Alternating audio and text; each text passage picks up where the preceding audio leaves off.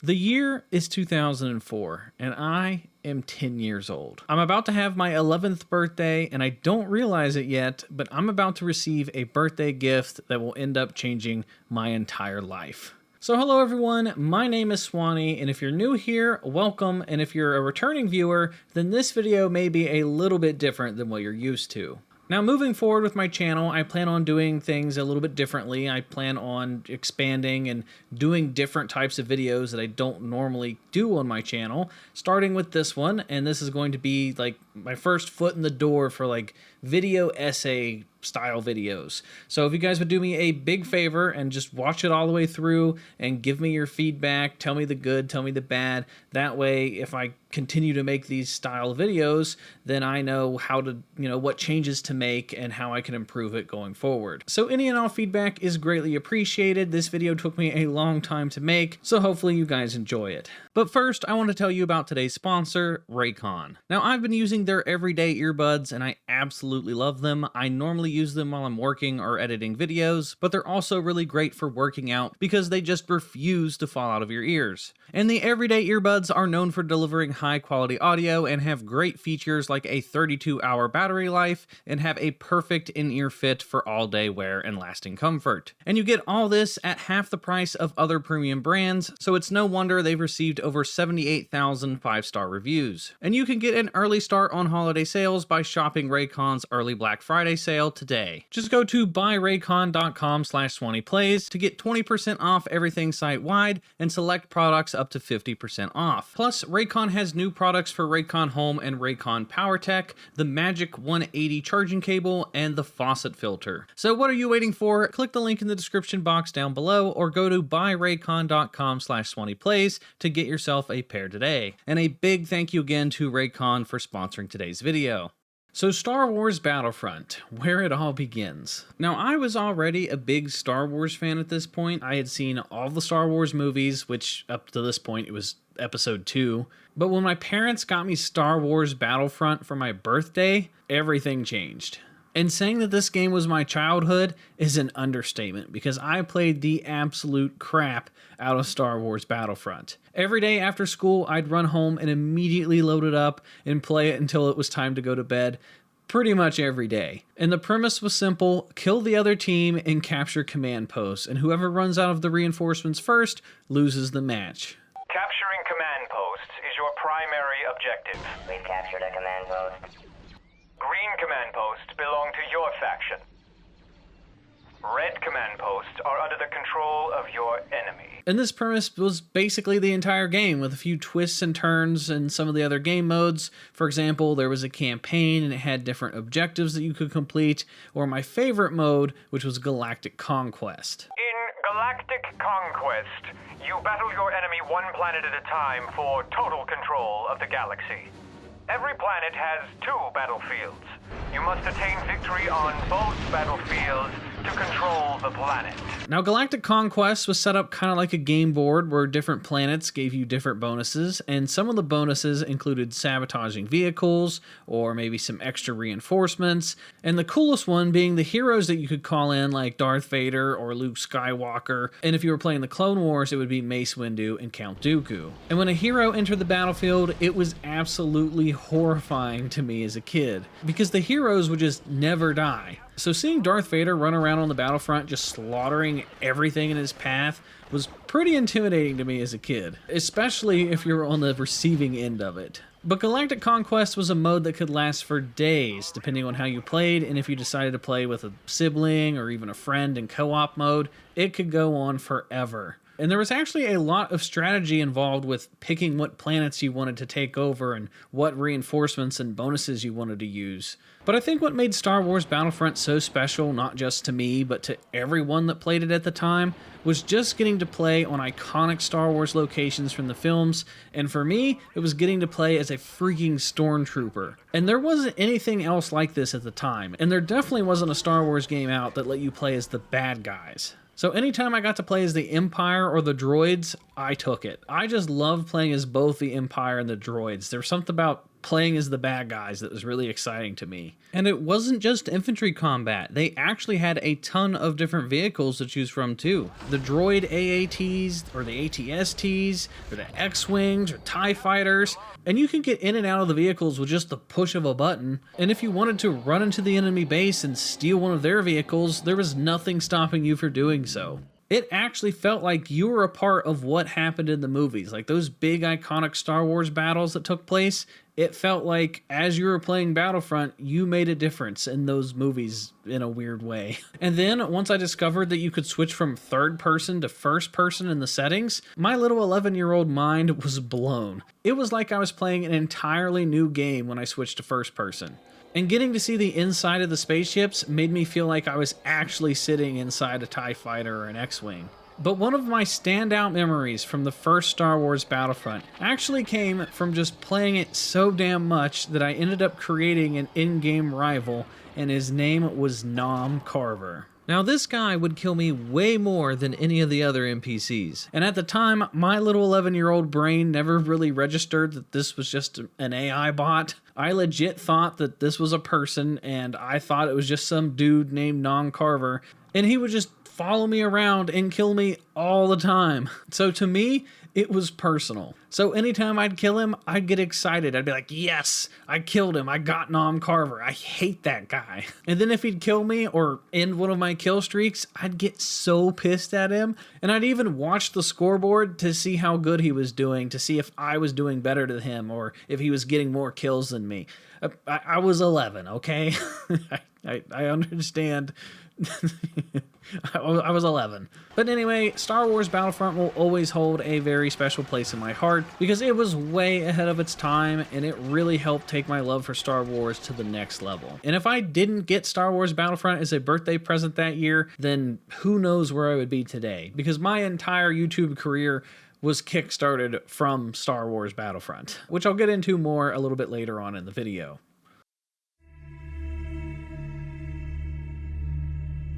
The first day of combat for the 501st was nothing like I thought it would be.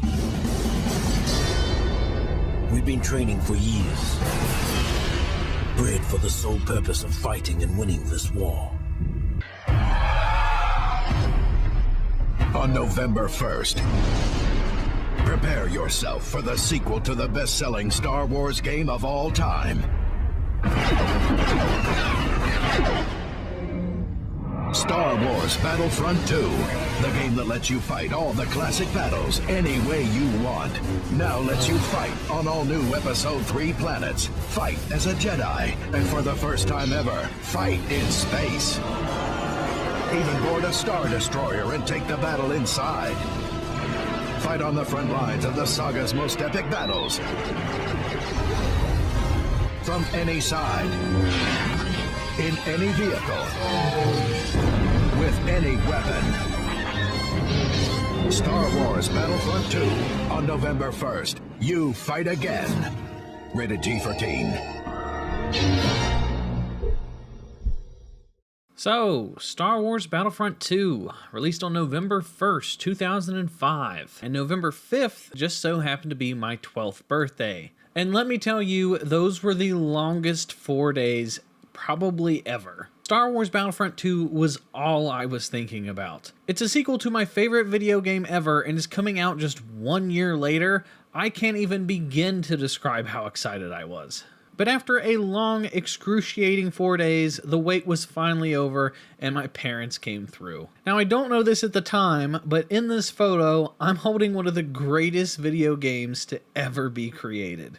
It had everything that Star Wars Battlefront 1 had, but more. And it was everything that a sequel should be. It took the previous game's formula and made improvements where it could across the board. It added more maps, it added bigger, better maps, the ability to sprint, smarter AI, better graphics, and a well thought out campaign with the 501st logs, which by the way was a genius idea. Because hearing Tamara Morrison narrate each mission from the perspective of a clone really helped with the immersion and really made it feel like you were one of the soldiers. In the waning months of the Clone Wars, the 501st faced missions critical to the agenda of Chancellor Palpatine. When we arrived at the bombed-out ruins of Megiddo, our Jedi commander believed we had been sent to take out a droid energy collector. What Ki-Adi-Mundi didn't know, however, was that our unit of the 501st was really after an experimental Megiddan power source that the Chancellor wanted for his super laser. None of which is canon anymore, but for the time, it was really well written and it was pretty believable.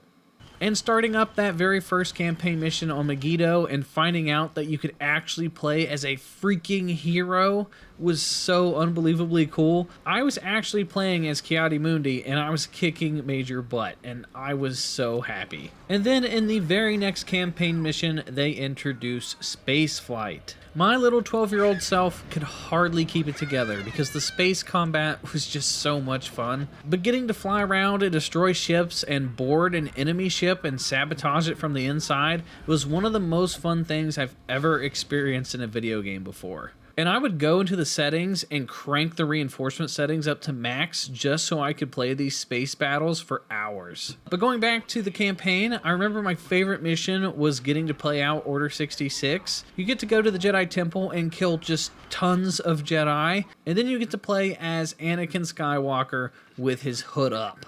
Which was a big deal because that's the only time you get to play with Anakin with his hood up is in this campaign mission. Which is probably why I ended up liking this mission so much. But the campaign was just absolutely amazing, and then you'd get literally infinite amount of playtime living out endless battles in instant action. Now this is where I spent the majority of my time because I'd love to just play around with the settings and just do very long epic battles, and you could make it so you'd have unlimited time playing as the heroes, which was always super fun. But the best mode was the secret assault battle on Tatooine, which let you play out heroes versus villains, and you could pick from any of the heroes in the game. Now a lot of them were kind of copy and paste with their abilities, but it was just super fun regardless, and if you cranked up the settings in this mode, you could easily spend like 2+ hours just playing in the same match. So here we are 17 years later, and Star Wars Battlefront II is still one of my favorite video games of all time. And it still holds up to this day. I went back and played every single Star Wars Battlefront for this video, and the first one, you know, the original one in 2004, doesn't really hold up as much, but I was really impressed with Star Wars Battlefront 2. But I've never played Star Wars Battlefront 2 with mods, and I've heard that it's a completely different experience with mods, so I'm going to have to re-buy it on PC to actually mod the crap out of it and play it that way, because I've seen some gameplay of modded Battlefront 2 and it looks amazing. Now there was actually a Star Wars Battlefront 3 that was going to be made, and it was very close to being finished, and then they had to cancel it. Now, normally, I actually wanted to talk about that here in this video, but I've covered that game in the past, and I've been copyright striked, and I got the video taken down. So I'm just going to stay away from showing you footage of that. If you guys want, I mean, you can find it on YouTube, but there was Battlefront 3, and that probably would have been even better than Battlefront 2 from the looks of it, and I have no doubt that it would have also been one of my favorite games of all time, but unfortunately, that game never seen the light of day. And there was actually some PSP Battlefront spin-off games called Renegade Squadron and Elite Squadron, but I only ever played them once at a friend's house, so I don't really have much to say about them other than the fact that they had some features that Battlefront 2 didn't, and I was pretty jealous and I wish that I had a PSP, but I never had a PSP, my brother did. So 10 years go by, and I go from a 12-year-old boy to a 22-year-old in college. And a lot can happen in 10 years. I actually met one of my best friends, Cookie, in that amount of time, and he was the new kid in high school, and I remember one day he just ended up sitting beside me, and I saw he had a Star Wars shirt on, and we're talking about Star Wars, and I found out that his favorite video game was Star Wars Battlefront, and we've been friends ever since, and that was back in 2009. And I remember for years we would say, I wonder if they're going to make another Battlefront, or I sure wish they'd make a Battlefront 3. So when Disney bought Star Wars in 2012, we were just stoked, because soon after, in 2013, EA acquired a multi-year license to produce Star Wars video games, and then they released a brand new teaser trailer for an all-new Star Wars Battlefront built on the Frostbite 3 engine. And I gotta thank this game for inadvertently starting my YouTube career. Now, Star Wars Battlefront 2015 wasn't perfect, which I'll get into here in a little bit, but after 10 years of not having a Star Wars Battlefront, I remember loading up the brand new beta for the very first time and having one of the biggest adult nerdgasms of my entire life. The graphics were amazing, the sound was unbelievable, the gameplay was super fun. That Star Wars Battlefront 2015 beta is hands down one of the best betas I've ever played in a video game ever. And I remember activating the bubble shield for the very first time and hearing the blaster bolts just ping off of the shields. Rebel ships are about to fire on our walkers.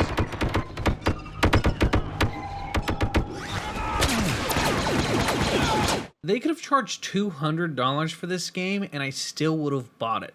I was hooked. And if they... Wait. Is that...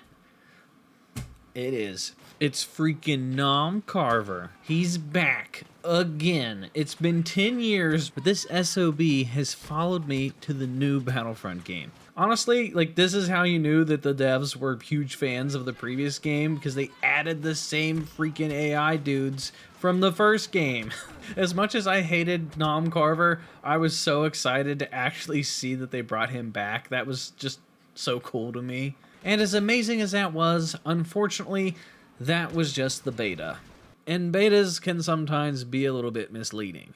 Because the beta was amazing, but for the final product, well, it was definitely lackluster. There was no campaign, no other eras outside of the original trilogy, limited maps at launch, not very many fun game modes and very few game modes. And there was the new like pickup system and star card system where you had different cards and you had to equip them to change your loadout. And there was different pickups you would find on the ground, like little droids and shields and the hero pickups. The only way to get a hero is finding a little hero token on the map, and anyone can find it at any point, which sucks because there could only be one hero at a time for your entire team. But I gotta say though, there was no better feeling than seeing the hero token and then, darting towards it, and maybe you know that 3 other people are racing to get it, and then you could just swoop in and get it and you get to be the hero. There was just no better feeling than stealing the hero token from everybody else.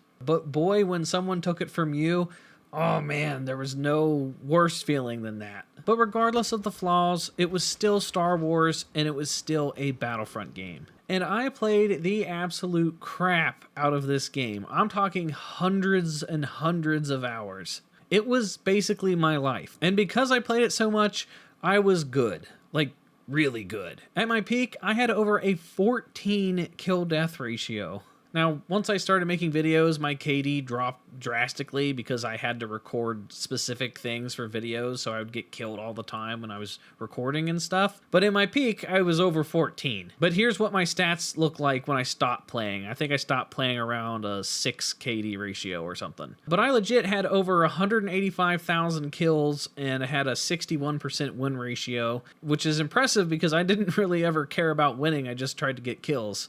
And I know that bragging about a kill-death ratio in Star Wars Battlefront of all games isn't much of a flex, but I was proud of myself. I was actually good at something. So in 2016, I started my YouTube channel and I started to upload some of my crazy long kill streaks.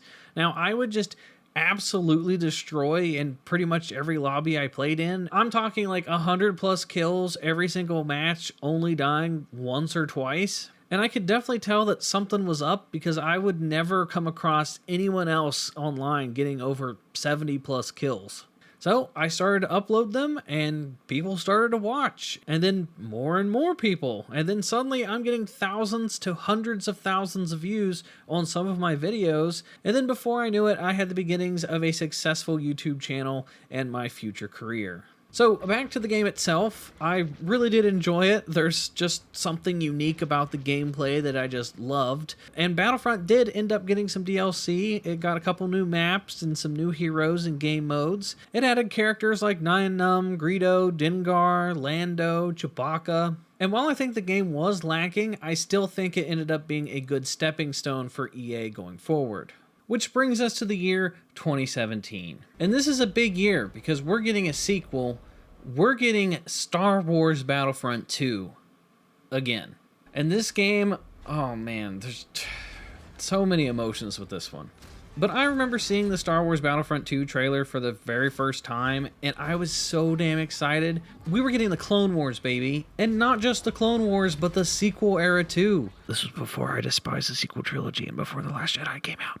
And we were on Naboo, and the graphics were yet again even more amazing than they were before. And the music, and the sound, and Darth Maul, and Yoda. Still, watching this trailer today gives me goosebumps because of just how well it's made. They made everything look so cool. So there was a lot of hype leading into this game, which leads us to the beta. And overall, people really seem to enjoy the beta of this game.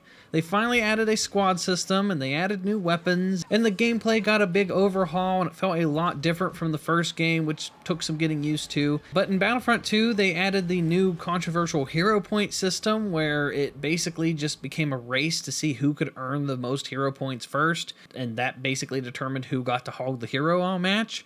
But for the most part, the beta didn't really have too many complaints as for like the gameplay itself. It was everything outside of the gameplay that was the issue. But the beta/trial period that they did for Battlefront 2 was actually really important for me because it helped kickstart my channel into getting an audience for Battlefront 2 content. Now, fun fact, I was actually the very first person to ever fully upgrade a hero in Star Wars Battlefront 2. I was the first person to get a fully maxed out, fully purple star card Darth Vader, which at launch would have taken a very long time or a lot of money spent on loot boxes. But if you're wondering how I know I was the very first person to get max star cards, well, it's because what I did technically wasn't possible. Now, EA Access at the time was doing free trials for new video games that came out as long as you had a membership, and I think you could play up to 12 hours on an account. Well, I discovered a glitch where I could make a new account and then switch profiles and then switch back to my main account, and that would refresh my 12 hours and I could just keep playing the game. And I didn't tell a soul about it. I played the entire length of the trial up until the game's release. And in that amount of time, I was able to save up over 60,000 points to unlock Darth Vader. And at the time, that would take about 40 some hours of in-game playtime. So I ended up hitting the 60,000 point threshold to unlock Darth Vader before DICE caved and ended up lowering the amount. So after grinding some 40 some hours, I got a fully upgraded Darth Vader, had maxed out star cards, and I sat on that video for about a week before posting it because I didn't want EA to get suspicious as to, how does this player have a fully unlocked Darth Vader when they only get to play the game for like 12 hours? So I figured that would raise some red flags, so I waited to post that. And I'm glad I did because it ended up popping off, and that's kind of what snowballed me into getting viewers for Battlefront 2. But if I had to sum up Star Wars Battlefront 2 in one word, it would be greed. Greed tainted the game at launch, and greed is ultimately what led to this game's early demise. At launch, heroes cost points and were locked, there were pay-to-win loot boxes, the star card system and level-up system was awful, the entire game was designed around making money, and you could tell. And everyone could tell. And people were not happy. Hell, they even ended up getting the #1 most downvoted post in Reddit history because of this game. The post had 230,000 upvotes. It says, "Seriously, I paid $80 to have Vader locked." And then the community team, which imagine being this community manager that posted this, I bet they felt awful. But they said the intent was to provide players with a sense of pride and accomplishment for unlocking different heroes. As for cost, we selected the initial values based upon data from the open beta and other adjustments made to milestone rewards before launch. Among other things, we're looking at average player credit earn rates on a daily basis. And we'll be making constant adjustments to ensure that players have challenges that are compelling, rewarding, and of course obtainable via gameplay. And this post got negative 667,623 downvotes. And Star Wars Battlefront 2 is one of the main reasons that we don't see loot boxes anymore, which is saying something. They single-handedly unified governments into saying that loot boxes are gambling and predatory and they don't want their kids around it. And now, we see battle passes and $20 skins everywhere, but hey, at least it isn't gambling. But another big talking point around Battlefront 2 at launch was the campaign. The campaign was a huge selling point for this game. It was all over the marketing. You get to play as Iden Versio, the commander of Inferno Squad, the Special Ops Stormtroopers, and it sounded cool as hell on paper, but it ended up being a giant turd. I actually ended up replaying the campaign just because I wanted to for this video, and I ended up skipping like 3 or 4 missions because I remembered just how boring they were. But the plot was just so predictable and disappointing. Having Iden switch the good guys was just such a stupid move, and they wasted the one Luke Skywalker mission by having you kill bugs for like 10 minutes straight. Overall, the campaign sucked. Nobody really seemed to like it, which definitely didn't help the game considering all the controversies going on. And unfortunately, all the controversies would end up haunting the game for the entirety of its life. They spent basically 6 months after release trying to redesign the game, and it wasn't until May where they dropped their first DLC around the solo season, and it wasn't even that good. So people were definitely pissed, and rightfully so. And it wasn't until later on in the year, on October 30th, that we actually got some decent DLC where they added General Grievous to the game. And I can't talk about Star Wars Battlefront 2 and not mention the 5 million bugs and glitches that ran rampant in this game. And this was easily one of the most annoying things about Battlefront. I was still trying to record kill streak videos at the time, but there were just so many things that could kill you when you're a hero, like abilities not working, or you'd get stuck in the environment, and the hero balancing was absolutely awful. It was like they didn't playtest anything. I remember when they released Anakin, DICE said that they had to nerf him before his release, and then on his release, he was single-handedly killing entire servers with the push of one button. It was nuts. So Battlefront's launch screwed up everything from the start. The game never really got the dev support it needed, which sucks because I know all the devs were huge Star Wars fans and they seemed like great people, but the higher-ups really screwed them over pretty hard. Like, there was just so much potential with the things they had planned. I know they had more Clone Wars DLC, they wanted to add Ahsoka to the game, but unfortunately the release of The Rise of Skywalker forced them to make new DLC and heroes around the movies, so we got stuck with BB-8 and BB-9E. Now what's really sad is that towards the end of the game's life cycle, it actually was in a pretty great state. We had the new mode Capital Supremacy, which was similar to the old Battlefront games. We had tons of new reinforcements like clone commandos and ARC troopers, and the clone commando is like one of my favorite types of clones, and ever since the Republic Commando game, I've loved the Republic Commandos, so I was ecstatic when they added those guys. We also got the droidicas and the commando droids, and towards the end of the game, they were actually starting to roll out a lot of cosmetics that the community really wanted. And the game was finally looking like it was heading in the right direction after 3 years. But unfortunately, in 2020, they announced that the final update would be on April 29th, adding the unfinished original trilogy to Supremacy mode with no capital ships, and that was it. And then later on, developers from DICE did go on to say that they had plans and they were working on future DLC, and then one day they just got the call that, they're pulling the plug and EA was canning it. And DICE even said they wanted to make a Battlefront 3, but EA turned them down. The Battlefront team was broken up, the devs have all moved on, and that's where we're at now. So it's about to be 2024, there are no Star Wars Battlefront games in sight, and the only Star Wars game that might be similar is the new Respawn game that's supposed to be a first-person shooter that we don't really know anything about. But that pretty much sums it up for Star Wars Battlefront. Obviously, I owe a lot to this franchise. It has some of my favorite memories and video game moments and just moments in general, and I owe the first, 60,000 some subscribers to Star Wars Battlefront. And if it isn't obvious by now, I just completely love this franchise. It helped introduce me to one of my best friends, it gave me a career, it's given me thousands of hours of entertainment, and unfortunately all I can do now is sit back and wait. Just like the wait between Battlefront 2 in 2005 and EA's reboot in 2015,